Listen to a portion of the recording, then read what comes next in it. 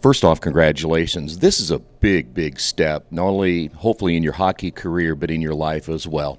Talk a little bit about how this all transpired, and then we'll kind of go into where do you go from here.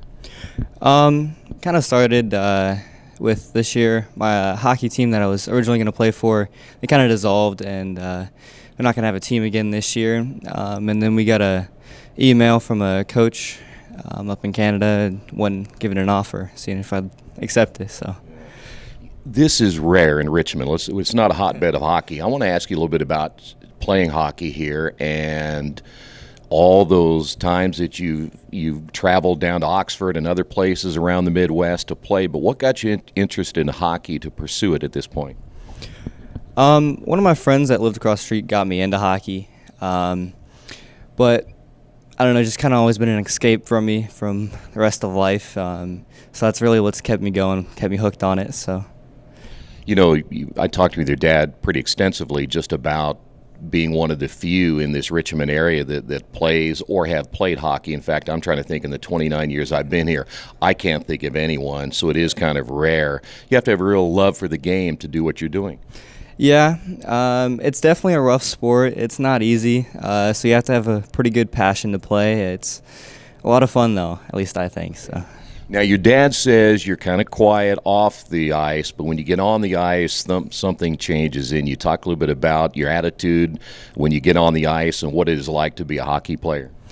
When you get on the ice, you can't be quiet. You can't be shy. You can't. Otherwise, you're going to get yourself hurt. You don't really want to hurt the other people, but you have to be rough enough to make sure you don't get yourself hurt. Talk about the league and the team that you'll be playing with, and then some of the parameters, if you don't mind, how many games you guys are going to be playing, a little bit about the league itself. The league I'm playing is a Tier 3 junior league. It's the third tier of three.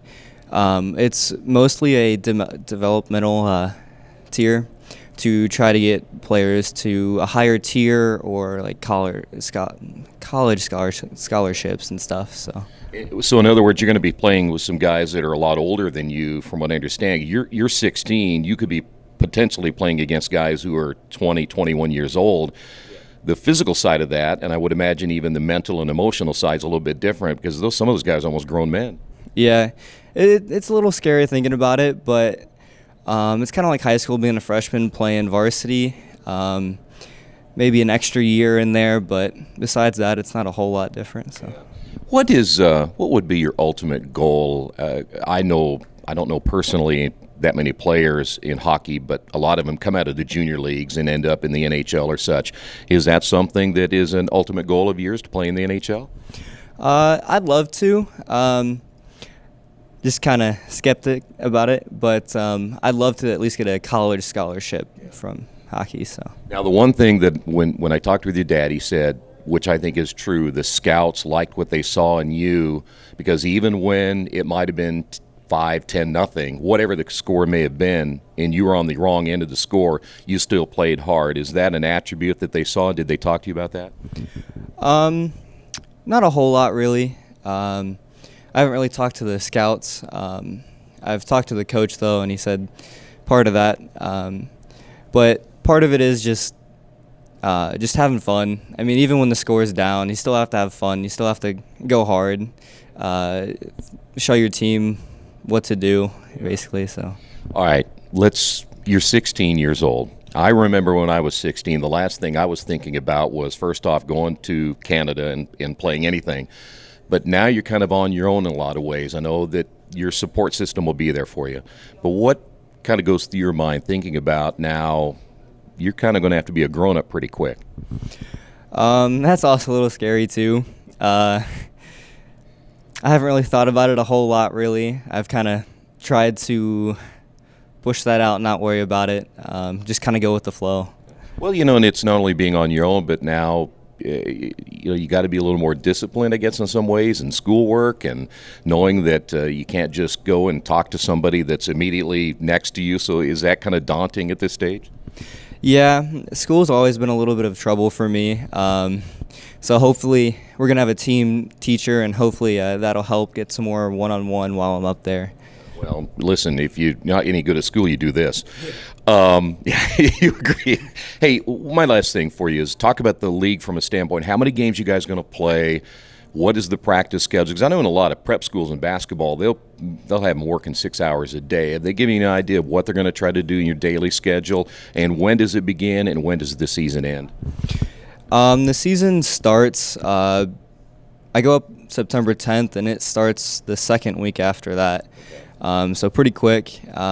Practices are every day. We have an on-ice session, and then we have a off-ice conditioning weightlifting session. Then we have a school session to help all the players stay up on their schoolwork. And then there's also a second ice session at the end of the day, which is pretty intense. So I was going to say, it's going to be very busy, not a whole lot of time to have much of a social life, is there? Not a whole lot, but they did tell us a lot of the players get part-time jobs while they're up there to help with the expenses and stuff. So. All right, if I would have asked you this 6 months ago that this would be happening, what would you have said, knowing that, again, with the team that you were on, disband and such, if you didn't know that, would you think that this would be something you would be doing right now? Probably not, honestly. I didn't really expect to get any offers like this until maybe next year, which is a little more common, around 17. I didn't really think it'd come this soon. So. Now, I'd mentioned your support system, but that's got to be great to have all of these people behind you, your family and such, and maybe one of these days living that dream of playing in the NHL, but the support system's got to be great. Yeah. It's nice to know that there's always someone behind you and